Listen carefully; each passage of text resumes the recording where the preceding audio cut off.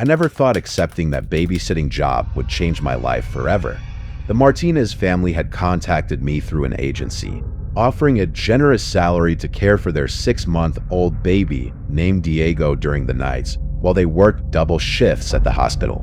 It was a perfect opportunity for a college student like me. I desperately needed the money and thought it would be easy, just watching over a baby who would probably sleep most of the time. However, from the first moment I set foot in that 2-story Victorian house, something deeply disturbed me. The parents, Dr. Martinez and his wife Elena, always seemed to be in a hurry, avoiding direct eye contact when giving me basic instructions about Diego's care.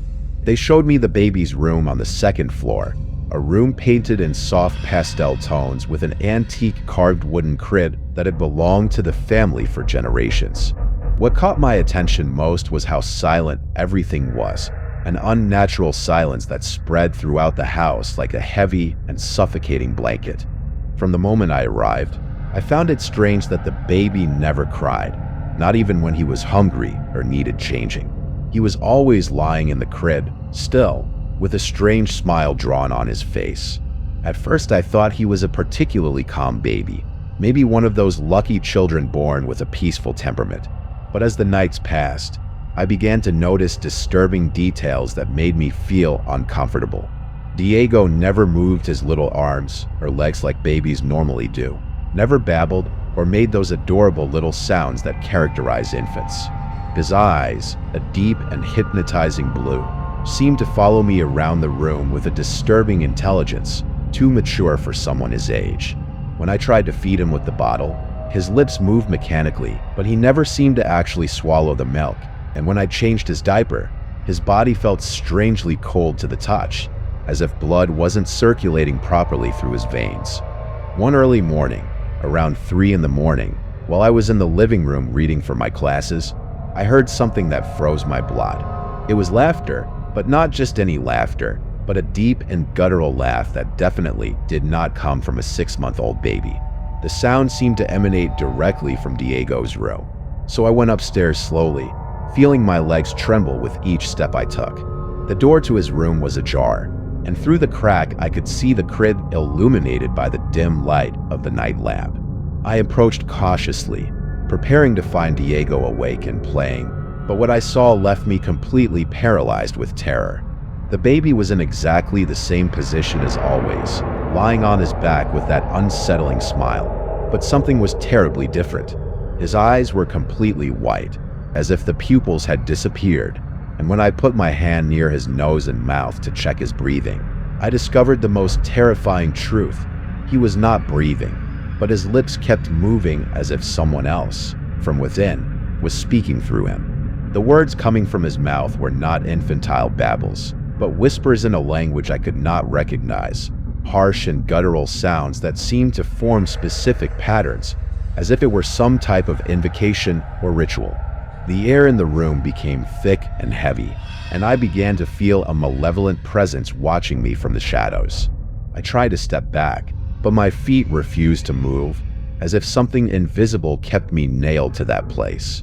The temperature dropped drastically, and I could see my breath condensing into small clouds while the baby continued with his supernatural whispers. Suddenly, Diego turned his little head toward me, and his eyes regained their normal blue color. But there was something different in his gaze, something malicious and conscious that should not exist in an infant. He smiled at me, but it was not the innocent smile of a baby, but something calculated and sinister that made me understand that what was in front of me was no longer really Diego. I ran downstairs, trembling uncontrollably, and dialed the parents' emergency number. When they finally arrived, they found the baby apparently normal, breathing calmly and sleeping peacefully. They looked at me with a mixture of concern and skepticism when I told them what had happened, and I noticed how they exchanged meaningful glances between them, as if they knew exactly what I was talking about. Dr. Martinez walked me to the door with a grave expression and told me that perhaps the job was too stressful for me, that I should look for something more suitable for a young woman my age. Elena remained silent, but I could see tears running down her cheeks as she hugged the baby against her chest. That same night, unable to sleep, I began to investigate the history of the house and the Martinez family. What I discovered left me breathless and confirmed my worst suspicions. The house had been built in the early 20th century on land that had previously been a cemetery for unbaptized children. Several families had lived there over the years, and all had reported strange phenomena related to babies and small children. I found old newspaper articles mentioning unexplained infant deaths, sightings of small figures wandering the hallways, and testimonies from previous babysitters who had experienced events similar to mine. Most disturbing was discovering that the Martinez family had lost their first child, also named Diego, when he was exactly 6 months old, and that had happened more than 10 years ago.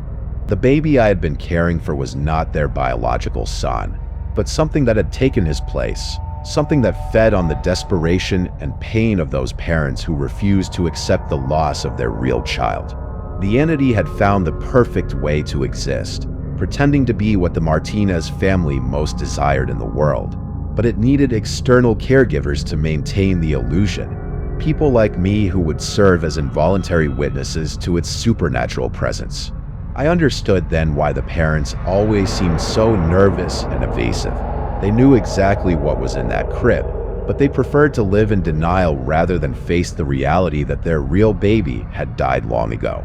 I never returned to that house, but the nightmares began immediately after that experience. Every night, I dreamed of Diego, or whatever had taken his form, whispering to me in that unknown language, inviting me to return to complete something we had started together. For weeks, I woke up with the sensation that small cold hands were touching my face while I slept, and more than once I found tiny footprints of bare feet on the floor of my apartment, marks that disappeared as soon as I turned on the lights. The entity had not finished with me. It had established some kind of connection during those moments when we looked directly into each other's eyes, and now it was part of my life in a way I could never completely escape. Months later, I found out by chance that the Martinez family had hired another young babysitter, a girl my age named Sophia, who was also a college student. I tried to contact her to warn her about what she was really taking care of, but when I finally managed to speak to her on the phone, her voice sounded strangely distant and monotonous. She told me that Diego was the calmest and most adorable baby she had ever known, that he never caused problems, and that he had the most beautiful smile in the world. I knew then that it was too late for her, that the entity had found its next victim, and that the cycle would continue indefinitely until someone had the courage to break that supernatural chain of dissection and pain that kept alive that thing that should never have existed.